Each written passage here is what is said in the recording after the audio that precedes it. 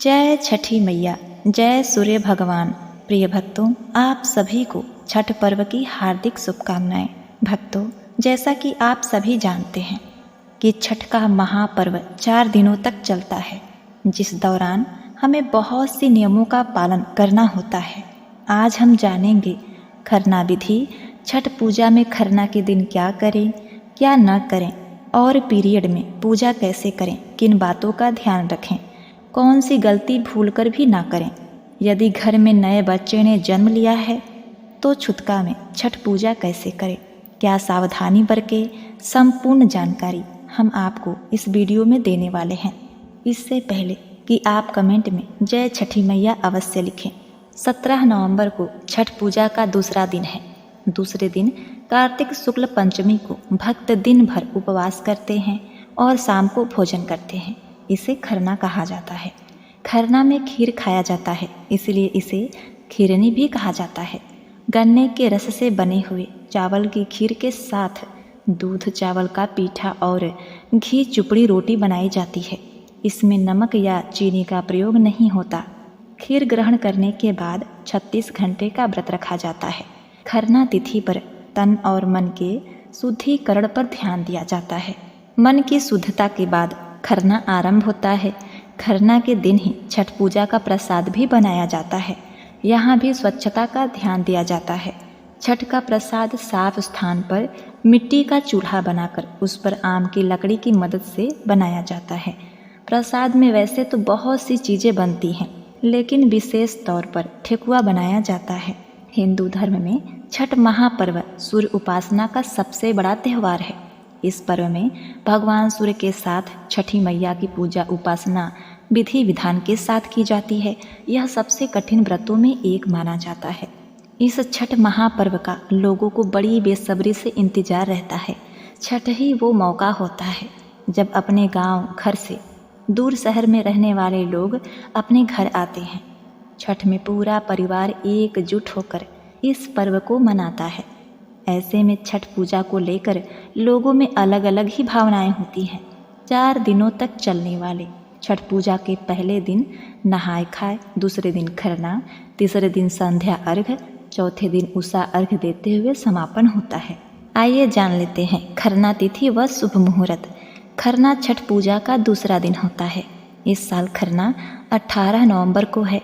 इस दिन सूर्योदय सुबह 6:46 पर और सूर्यास्त शाम 5:26 पर होगा। छठ पूजा के दूसरे दिन प्रातः स्नान करने के बाद और पूजा का संकल्प लें। फिर इस दिन निर्जला व्रत रखें। दिन में छठ पूजा का प्रसाद बनाएं। रात के समय यानी कि संध्या के समय चावल और गुड़ से खीर बनाएं और पूरी बनाएं। प्रसाद ग्रहण करने के बाद व्रती पूजा करें और वे सूर्य भगवान को रिसाव, पूरी और मिठाई का भोग चढ़ावें। खरना पूजा में नियमों का खास ध्यान रखा जाता है। खरना के दिन बनाए जाने वाला खीर प्रसाद हमेशा नए चूल्हे पर बनता है। इस चूल्हे की एक खास बात यह होती है कि यह मिट्टी का ही होता है। प्रसाद बनाते समय चूल्हे में इस्तेमाल की जाने वाली लकड़ी आम की होती है। खरना के मौके पर व्रती पूरी निष्ठा और पवित्रता के साथ भगवान भास्कर की आज शाम पूजा अर्चना करती हैं। भगवान भास्कर को गुड़ मिश्रित खीर और घी की रोटी का भोग लगाकर स्वयं भी ग्रहण करें। इसके बाद भाई बंधु मित्र परिजनों में खरना का प्रसाद बांटा जाता है। खीर के अलावा खरना की पूजा में मूली तथा केला रखकर पूजा की जाती है। इसके अलावा प्रसाद में गुड़ की पूरियां तथा मिठाइयाँ रखकर भी भगवान को भोग लगाया जाता है। छठी मैया को भोग लगाने के बाद ही प्रसाद को व्रत करने वाला व्यक्ति ग्रहण कर सकता है। खरना के दिन क्या करें क्या ना करें। बिना धुले हाथों से छुए गए प्रसाद का इस्तेमाल भूलकर भी न करें। पूजा में बनने वाला प्रसाद पूजा से पहले किसी को न देना चाहिए। छठ पूजा के दौरान पूरे 4 दिन प्याज और लहसुन का सेवन नहीं करना चाहिए। खरना वाले दिन साफ सफाई का विशेष ध्यान रखें। किसी भी चीज़ को हाथ धोकर ही छुएं। व्रती महिलाओं को 4 दिन तक पलंग पर नहीं सोना चाहिए। उन्हें जमीन पर कपड़ा बिछाकर सोना चाहिए। खरना पूजा का प्रसाद हमेशा ऐसे स्थान पर रखना चाहिए जहां रोजमर्रा का खाना न बनता हो। व्रती को शांत जगह बैठकर खरना का प्रसाद ग्रहण करना चाहिए। सूर्य को अर्घ दिए बिना कुछ खाना पीना नहीं चाहिए। छठ पूजा के दौरान घर में झगड़ा न करें। खासतौर पर व्रती को किसी को भी अपशब्द नहीं बोलना चाहिए। छठ पर्व के दौरान घर का कोई भी सदस्य तामसिक भोजन जैसे लहसुन, प्याज, मांस, मदिरा आदि का सेवन न करें। छठ पूजा में बांस के बने सूप या टोकरी का ही इस्तेमाल करें। इसमें भूलकर भी कांच या स्टील के बर्तनों का इस्तेमाल नहीं करना चाहिए। छठ पूजा के दौरान पुरानी बांस की टोकरी का इस्तेमाल नहीं करना चाहिए। छठ पूजा में हर एक वस्तु नई होनी चाहिए। पूजा के लिए बनाए गए प्रसाद को भूलकर भी भोग लगाने से पहले नहीं खाना चाहिए। पूजा के किसी भी कार्य को बिना स्नान के नहीं करना चाहिए। छठ का प्रसाद बनाते समय साफ सफाई का बेहद ख्याल रखा जाता है। इस प्रसाद को केवल वही लोग बना सकते हैं जिन्होंने ये व्रत रखा हो। प्रसाद में इस्तेमाल किए जाने वाले अनाज को अच्छी तरह से साफ किया जाता है। इसे घर पर ही धोकर, कूटकर और पीसकर बनाया जाता है। इस अनाज को कोई जूठा न करे या गंदे हाथों से न छुए, इस बात का विशेष ख्याल रखा जाता है। छठी मैया को चढ़ाई जाने वाली हर चीज़ अखंडित होनी चाहिए। ऐसे में पूजा में उस फल और फूल को भी इस्तेमाल नहीं किया जाता जिन्हें किसी पक्षी ने जूठा किया हो या किसी अन्य कारणवश वो थोड़े भी कट गए हों। पूजा के दौरान पहनने वाली साड़ी भी अखंडित होनी जरूरी है, यानी कि उस पर सुई वगैरह से फाल आदि न लगाई गई हो, कहीं से कटी फटी न हो। एकदम कोरी और नई साड़ी ही इस पूजा में पहनी जाती है। पूजा के लिए बांस से बने सूप और टोकरे का इस्तेमाल किया जाता है। इसके अलावा नए सूप और थाल वगैरह इस्तेमाल में किए जाते हैं। प्रतिदिन रात्रि में व्रत कथा सुनना आवश्यक है।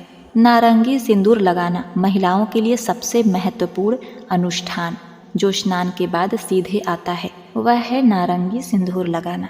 किसी भी छठ पूजा में अनुष्ठान में भाग लेने से पहले स्नान करना चाहिए। इन 4 दिनों में गंगा, यमुना या किसी बहते हुए जल में व्रती को स्नान करना चाहिए। घर से बाहर खुले में स्नान करने का विधान बताया गया है। अब आइए जान लेते हैं हमें क्या सावधानियां बरतनी चाहिए, जो कि अति आवश्यक है।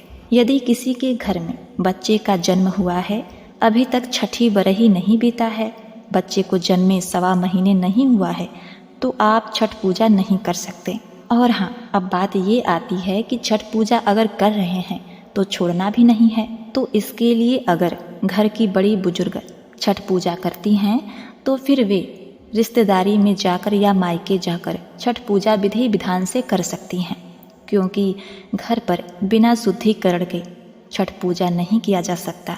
या अगर आप चाहें तो केवल व्रत रख सकती हैं। कोई आस पास पड़ोस में व्रत कर रही हैं तो उन्हें पूजा की सामग्री, साड़ी खरीदने के लिए पैसे दे सकते हैं, ताकि वो आपके नाम से चढ़ावा चढ़ा सके, पूजा कर सकें। अब आइए जान लेते हैं कि पीरियड में हमें क्या करना चाहिए। बहुत सी महिलाओं की यही चिंता रहती है। प्रिय भक्तों, मासिक धर्म में तो वैसे भी तन मन ठीक नहीं रहता, और इस व्रत में तन तथा मन का शुद्ध और स्वच्छ होना अत्यंत आवश्यक होता है। अगर आप पीरियड में हैं तो फिर आप केवल व्रत रखिए, बाकी की तैयारी किसी अन्य से करवा लीजिए, जैसे प्रसाद बनाना, साफ सफाई इत्यादि। और अर्घ आप अपने पति से दिलवा सकती हैं। वैसे भी छठ पूजा इतना बड़ा महापर्व होता है कि अकेले किसी के बस की बात नहीं होती। इसमें सभी के सहयोग की ज़रूरत होती है। और हाँ, जो लोग सहयोग करते हैं उन्हें भी छठ पूजा का पुण्य फल प्राप्त होता है। जो भी महिला व्रती हैं उनका अधिक से अधिक सहयोग करें। इन सब बातों का भी आप ध्यान रखें। आप प्रसाद इत्यादि को ना छुएं तो उचित होगा। यदि आपके सहयोग में कोई नहीं है, आपके घर परिवार में उतने सदस्य नहीं हैं, तो छठी मैया का नाम लेकर क्षमा याचना करके पूजा करें, क्योंकि छठ पूजा छोड़ा भी तो नहीं जाता।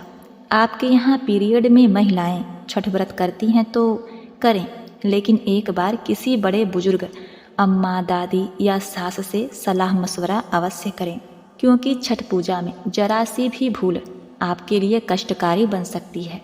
और पीरियड में घाट पर जाएं तो थोड़ा दूरी बनाकर एक जगह बैठें, लोगों को स्पर्श ना करें, क्योंकि अन्य लोग भी यह व्रत श्रद्धा निष्ठा पवित्रता से कर रहे होते हैं तो उन्हें स्पर्श करने से उनका व्रत भंग हो जाएगा, तो इसका दोष आपको ही लग सकता है।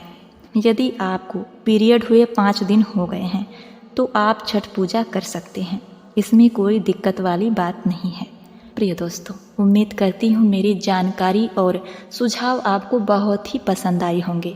अगर आपको हमारी जानकारी पसंद आई है तो आप हमारे चैनल को लाइक शेयर सब्सक्राइब अवश्य करिए और हाँ, कमेंट में जय छठी मैया अवश्य लिखिएगा।